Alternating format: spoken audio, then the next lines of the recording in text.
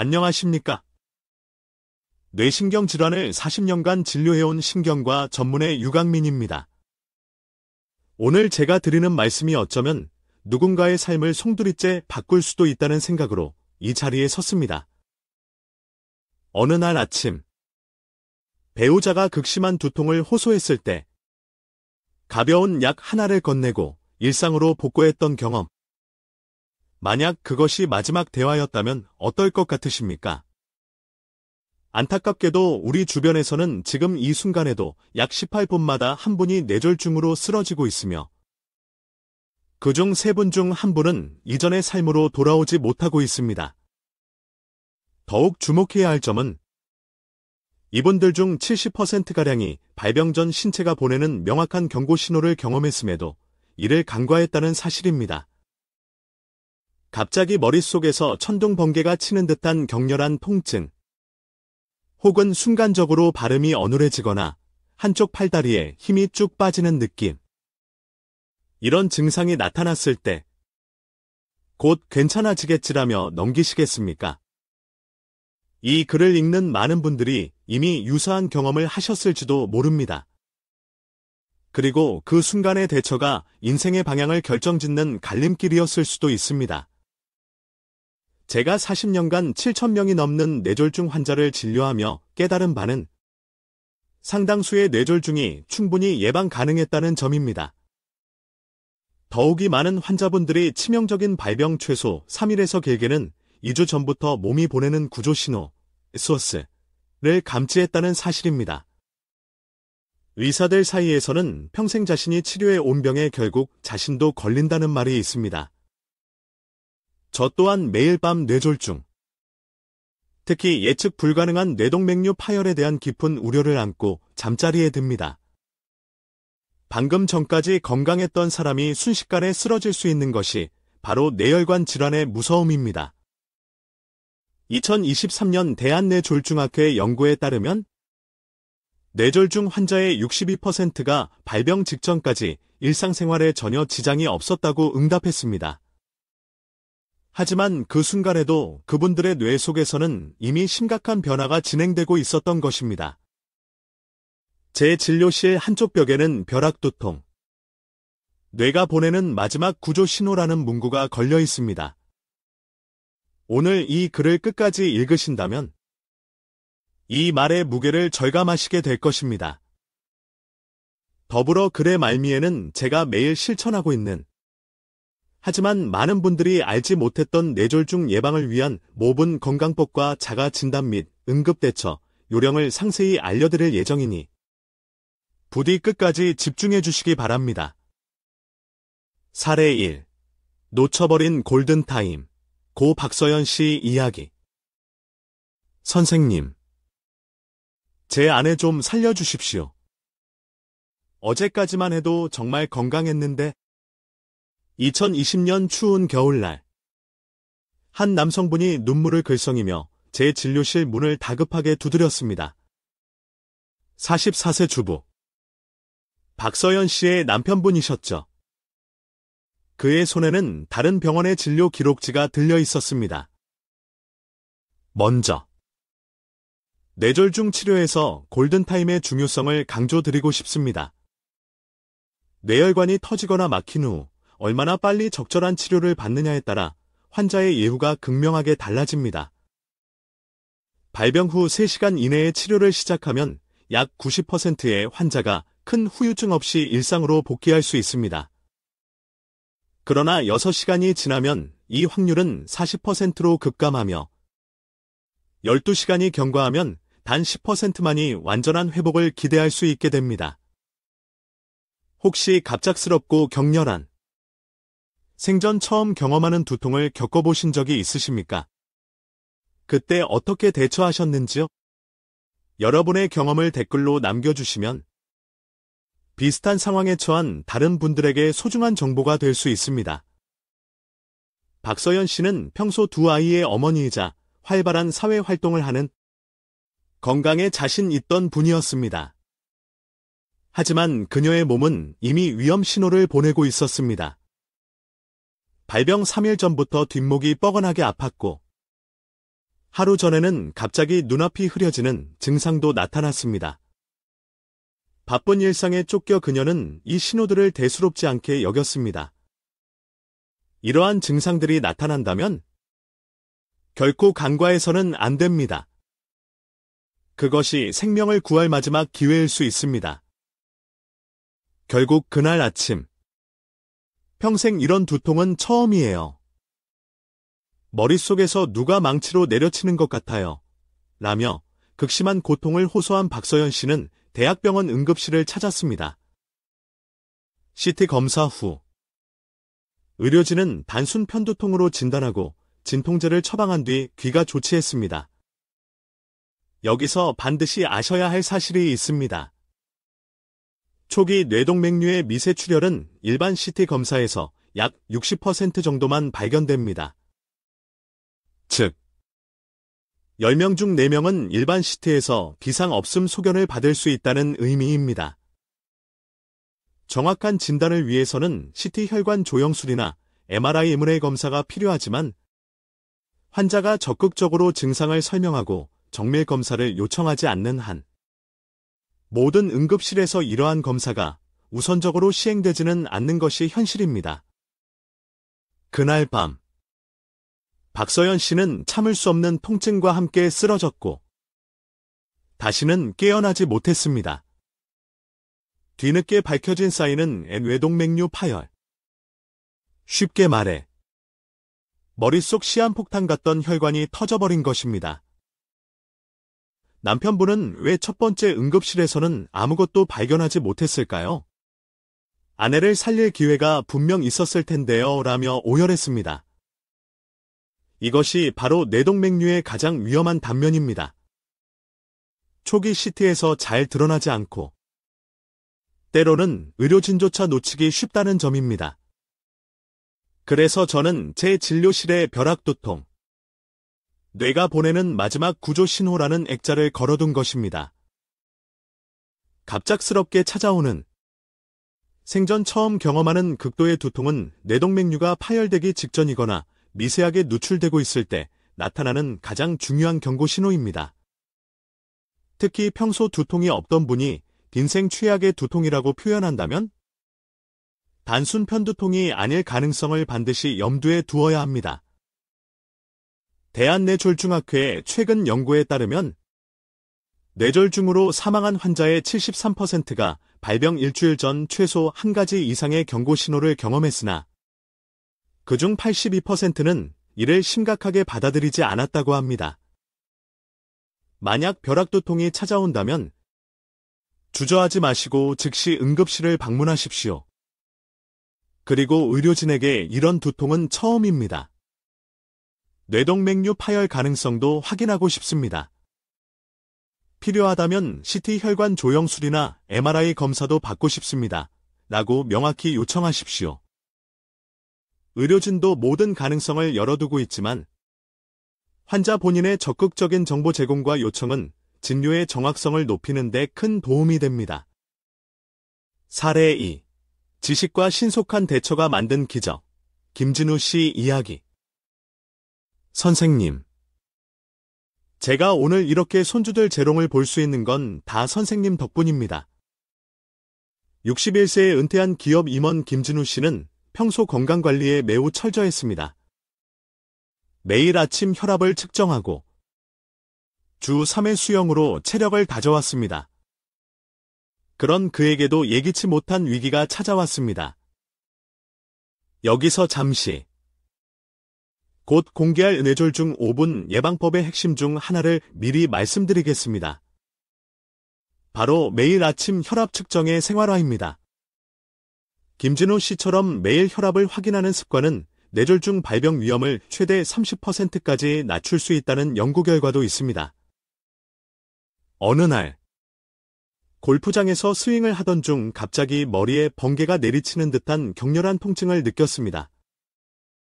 그는 즉시 운동을 중단하고 동반자들에게 지금 당장 저를 응급실로 데려다 주십시오. 이건 단순한 두통이 아닌 것 같습니다. 라고 단호하게 말했습니다. 만약 여러분이 이런 상황에 처한다면 어떻게 하시겠습니까? 스마트폰으로 119에 신고하시겠습니까? 아니면 잠시 쉬면 괜찮아지겠지라고 생각하시겠습니까? 그 순간의 판단이 생사를 가를 수 있습니다. 김진우 씨는 평소 건강 프로그램 시청을 통해 벼락두통의 위험성에 대해 인지하고 있었습니다. 그는 그 지식을 기억해냈고 망설임 없이 행동으로 옮겼습니다. 응급실에 도착하자마자 의사에게 평생 처음 경험하는 극심한 두통입니다. 뇌동맥류 파열이 의심되니 정밀 검사를 부탁드립니다. 라고 자신의 상태를 정확히 전달했습니다. CT 혈관 조영술 결과 그의 예상은 적중했습니다. 뇌동맥류가 발견되었고 미세하게 혈액이 누출되기 시작한 상태였습니다. 본격적인 파열로 이어져 생명을 위협하기 직전에 발견한 것입니다. 여기서 뇌동맥류에 대해 간단히 설명드리겠습니다. 뇌동맥류란 뇌혈관 벽의 일부가 약해져 꽈리처럼 부풀어 오른 상태를 말합니다. 이 꽈리가 터지면 뇌 안에 출혈이 발생하며 이를 지주막하 출혈과 같은 뇌출혈이라고 부릅니다. 마치 낡은 수도관이 압력을 이기지 못하고 터지는 것과 유사한 현상입니다. 김진우 씨는 즉시 응급시술을 받았고 단 3일 만에 건강하게 퇴원할 수 있었습니다. 현재는 완전히 회복하여 다시 골프를 즐기고 사랑하는 손주들과 행복한 시간을 보내고 있습니다. 더욱 감동적인 것은 회복 후 그가 보인 행보입니다. 김진우 씨는 스스로를 뇌혈관 건강 지킴이라 칭하며 골프 동호회 회원들에게 뇌혈관 질환의 위험성과 경고 신호의 중요성을 적극적으로 알리고 있습니다. 그의 노력 덕분에 이미 2명의 동료가 초기에 뇌동맥류를 발견하고 치료받을 수 있었다고 합니다. 여러분, 김진우 씨의 사례는 명확한 교훈을 줍니다. 정확한 의학 지식과 신속한 대처가 생명을 구할 수 있다는 사실입니다. 그리고 그 지식을 여러분께 전달하는 것이 오늘 제가 이 글을 쓰는 목적입니다. 뇌졸 중의 첫 번째 경고 신호. 벼락두통을 반드시 기억하십시오. 사례 3. 원인 불명의 두통. 해답은 다른 곳에. 이수진 씨 이야기. 선생님, 제가 정말 미쳐가는 걸까요? 아무도 제 말을 믿어주지 않아요. 50대 중학교 교사이신 이수진 씨는 처음 제 진료실을 찾았을 때 눈물을 흘리며 이렇게 호소했습니다. 그녀는 이미 3개월 넘게 원인 모를 특이한 두통으로 극심한 고통을 겪고 있었습니다. 누우면 괜찮은데 일어서기만 하면 머리가 깨질 것처럼 아파요. 마치 머릿속에 든 물이 한쪽으로 쏠리면서 빠져나가는 느낌이에요. 혹시 독자 여러분이나 주변 지인분들 중 이와 유사한 자세에 따라 변하는 두통을 경험한 분이 계신가요? 있다면 잠시 이 글 읽기를 멈추고 그 경험을 떠올려 보시기 바랍니다. 이수진 씨는 이미 여러 병원을 전전했지만 모든 검사에서 특별한 이상 없음이라는 결과만 반복해서 들었습니다.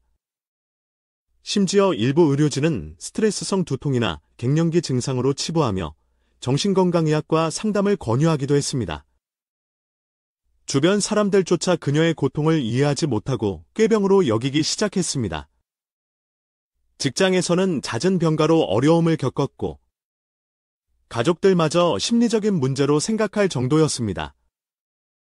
하지만 그녀는 분명 실제적인 참기 힘든 통증을 느끼고 있었습니다. 저는 그녀의 증상을 듣자마자 자발성 두개강 뇌저하, 뇌척수액 누출증을 강하게 의심했습니다. 뇌척수액이란 뇌와 척수를 둘러싸고 보호하는 맑은 액체입니다. 쉽게 말해 뇌를 외부 충격으로부터 보호하는 쿠션 역할을 하는 이 뇌척수액이 어딘가에서 미세하게 새어나가면서 발생하는 질환입니다. 이 경우 누우면 뇌척수액 압력이 정상화되어 증상이 완화되고 일어서면 뇌척수액이 아래로 쏠리면서 압력이 낮아져 두통이 악화되는 특징적인 양상을 보입니다. 특수 MRI 검사를 통해 저의 의심은 확진되었습니다. 그녀의 척추 경막 부위에서 미세하게 내척수액이 누출되고 있는 것이 확인된 것입니다. 이는 일반적인 CT나 단순 MRI 촬영으로는 발견하기 어려우며 특정 촬영 기법과 영상 판독 전문성이 요구되는 질환입니다. 다행히 치료는 비교적 간단했습니다.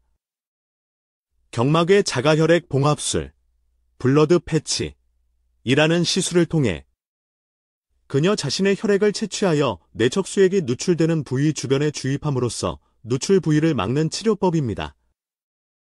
이는 마치 타이어 펑크 시 응급 패치를 붙여 구멍을 메우는 것과 비슷한 원리입니다. 시술 후 이수진 씨의 변화는 극적이었습니다. 선생님, 3개월 만에 처음으로 머리가 이렇게 맑아요? 이게 꿈인지 생시인지 모르겠어요. 그녀는 시술 직후부터 거짓말처럼 두통이 사라졌고 단 일주일 만에 건강하게 교단으로 복귀할 수 있었습니다. 현재는 다시 학생들을 가르치며 열정적인 삶을 살고 있습니다.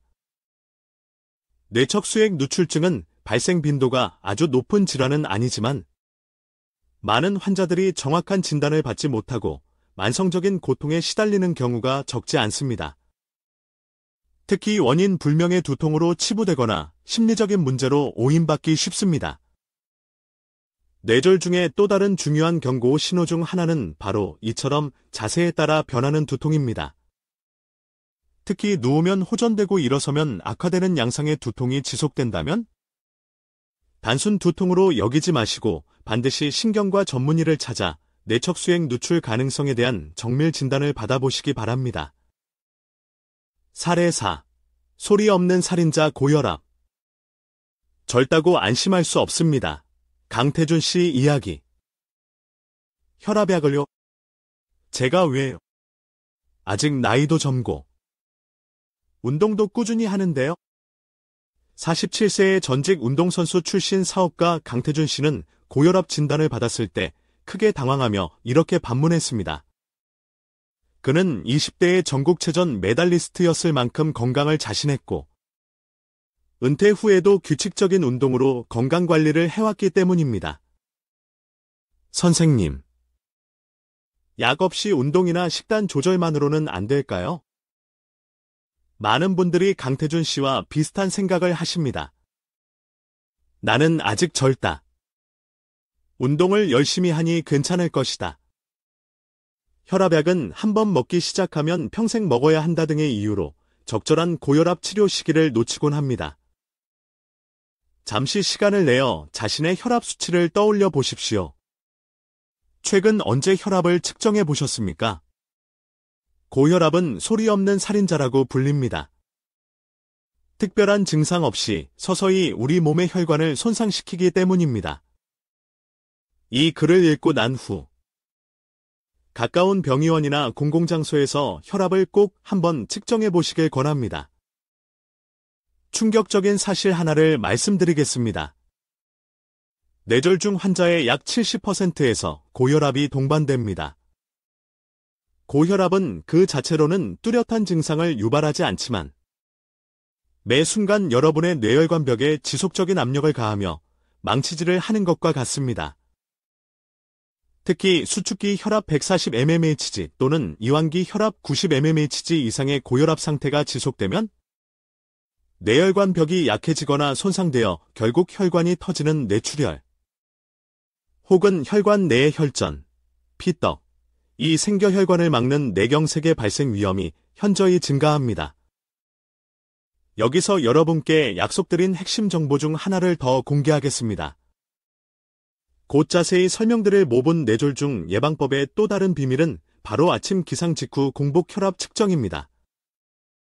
아침에 일어나 소변을 본 후 음식이나 물을 섭취하기 전에 편안한 상태에서 측정한 혈압이 여러분의 하루 중 혈압 상태를 가장 정확하게 반영합니다. 저는 강태준 씨에게 이렇게 설명했습니다. 강 선생님, 혈압은 자동차 타이어의 공기압과 같습니다.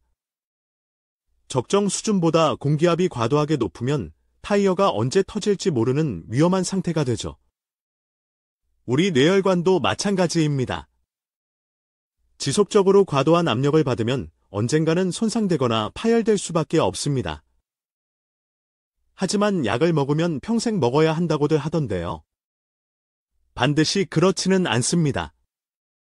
생활 습관 개선, 저염식, 규칙적인 운동, 체중 조절 등과 함께 적절한 약물 치료를 병행하면 혈압이 안정적으로 조절될 경우 점차 약물의 용량을 줄이거나 심지어 중단할 가능성도 충분히 있습니다. 그리고 설령 평생 약을 복용해야 한다 하더라도 그것이 뇌졸중으로 인해 반신불수가 되거나 생명을 잃는 것보다 더 나쁜 선택이라고 할 수는 없을 것입니다. 다행히 강태준 씨는 제 조언을 받아들여 약물 치료를 시작했고, 동시에 저염식 실천, 유산소 운동 강화 등 생활 습관 개선에 적극적으로 힘썼습니다.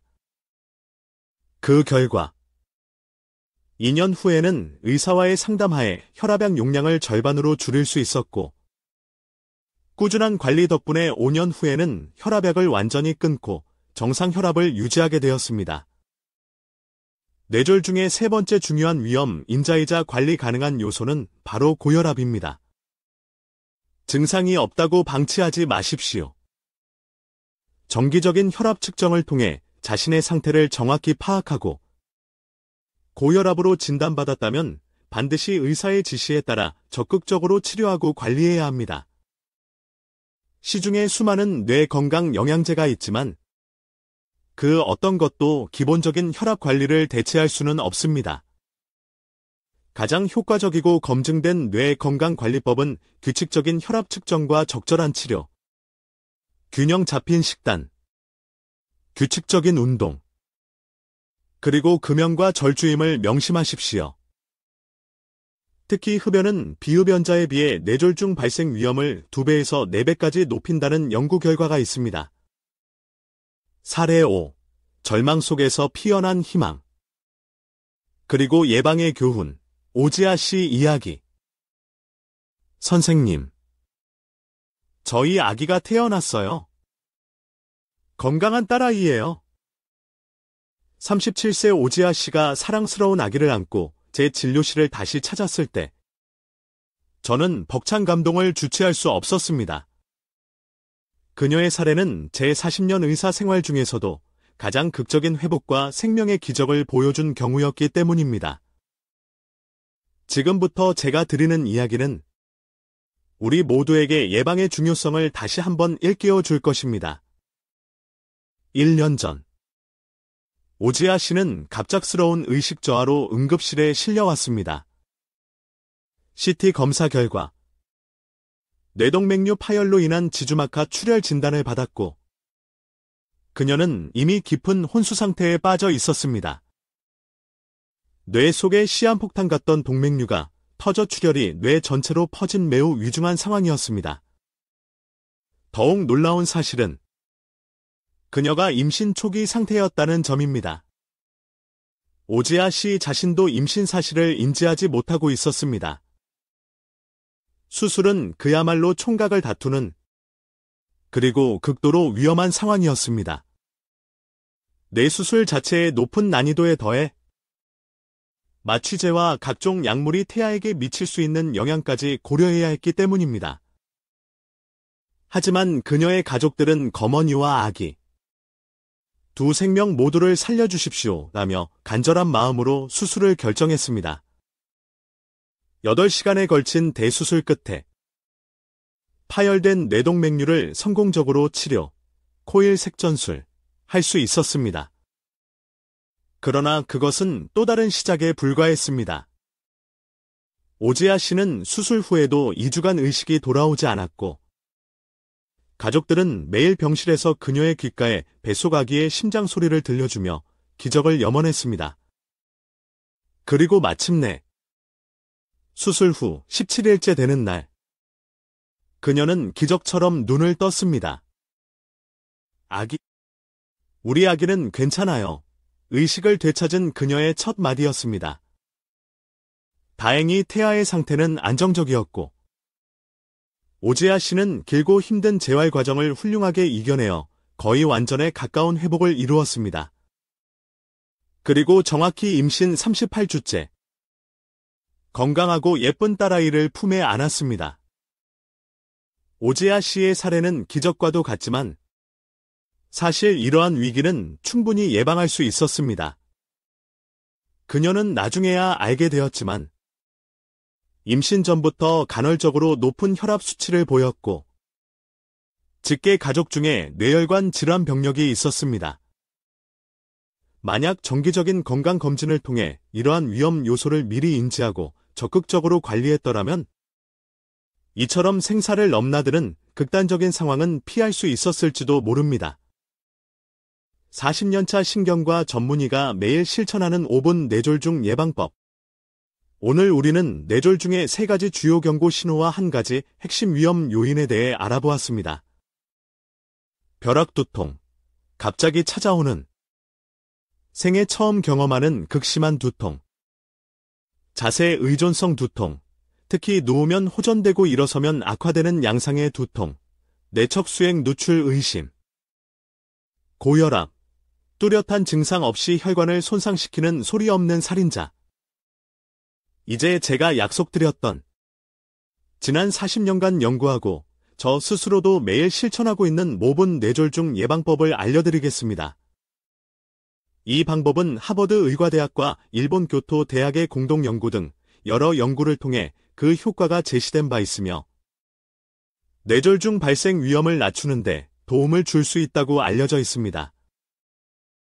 아침 기상 직후 미지근한 물 한 컵 마시기, 약 30초 밤새 농축된 혈액의 점도를 낮춰 혈전, 피떡, 형성을 예방하고 원활한 혈액순환을 돕습니다. 깊은 복식 심호흡 3회 반복, 약 1분 숨을 코로 깊게 들이마셔 배를 부풀리고 입으로 천천히 내쉬는 복식호흡은 부교감 신경을 활성화하여 혈압을 안정시키고 스트레스 완화에 즉각적인 효과를 줍니다. 양쪽 귀 전체 마사지, 약 1분 귀에는 전신의 경혈이 모여 있으며 특히 뇌로 가는 주요 혈관 및 신경과도 밀접하게 연결되어 있습니다. 귓불을 포함하여 귀 전체를 부드럽게 당기고 주무르고 접어주는 간단한 마사지만으로도 뇌 혈류 개선에 도움을 줄 수 있습니다. 손가락 체조, 일명 뇌 깨우기 운동, 약 1분 30초. 엄지손가락과 나머지 4손가락, 검지, 중지, 약지, 새끼손가락의 끝을 차례대로 하나씩 맞닿았다 떼는 동작을 양손 동시에 10회 반복합니다. 1. 엄지검지, 엄지중지, 엄지약지, 엄지새끼손가락 순. 주먹을 쥐었다 폈다 하는 동작을 10회 반복합니다. 이러한 간단한 손가락 운동은 뇌의 넓은 영역을 자극하고 말초신경을 활성화하며 소근육 조절 능력을 향상시킵니다. 하루 한 번. 의식적으로 크게 웃기. 약 1분 웃음은 만병통치약이라는 말이 있듯이 혈관 내피세포 기능을 개선하여 혈관을 확장시키고 스트레스 호르몬, 코르티솔, 수치를 낮춰 혈압 강화 및 면역력 증진에 놀라운 효과가 있습니다. 혼자 있을 때라도 거울을 보고 억지로라도 소리내어 웃어보십시오. 뇌는 실제 웃음과 유사한 긍정적 효과를 경험합니다. 이 5가지 방법은 실천하는데 총 5분도 채 걸리지 않지만 매일 꾸준히 실천한다면 뇌졸중 예방에 분명 의미 있는 도움이 될 것입니다. 저 또한 고혈압 가족력이 있는 고위험군임에도 불구하고 이러한 생활 속 작은 습관들을 통해 건강을 유지하려 노력하고 있습니다. 뇌졸중 의심 시 즉각 대처, 패스트 법칙을 기억하십시오. 만약 본인이나 주변 사람이 다음과 같은 뇌졸중 의심 증상을 보인다면 즉시 패스트 법칙을 떠올리고 확인한 후 119에 신고해야 합니다. F. 페이스 드로핑. 안면 마비 웃어보게 하거나 D 해보라고 했을 때 한쪽 입꼬리가 처지거나 비대칭적인 모습이 관찰되는지 확인합니다. A. 에엄 잉리스.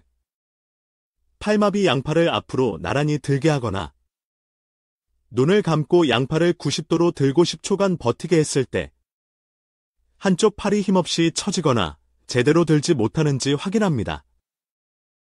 S. 스피치 디퍼컬티. 언어 장애 간단한 문장. 네. 오늘은 날씨가 좋습니다. 대한민국 만세를 따라 해보게 했을 때 발음이 어눌하거나 단어가 잘 생각나지 않거나 엉뚱한 말을 하는지 확인합니다. D. 타임 투 콜 119. 즉시 119 신고 위 세 가지 증상 중 하나라도 해당된다면 시간을 지체하지 말고 즉시 119에 전화하여 가장 가깝고 뇌졸중 전문 치료가 가능한 병원 응급실로 이송을 요청해야 합니다. 이때 마지막으로 정상이었던 시간을 의료진에게 알려주는 것이 매우 중요합니다. 이 외에도 갑작스러운 시야장애, 한쪽 눈이 안 보이거나 물체가 둘로 보임, 극심한 어지럼증과 균형장애, 술 취한 사람처럼 비틀거림, 원인 불명의 심한 두통 등도 뇌졸중의 중요한 전조 증상일 수 있으니 이러한 증상이 나타나면 즉시 전문가의 진료를 받아야 합니다.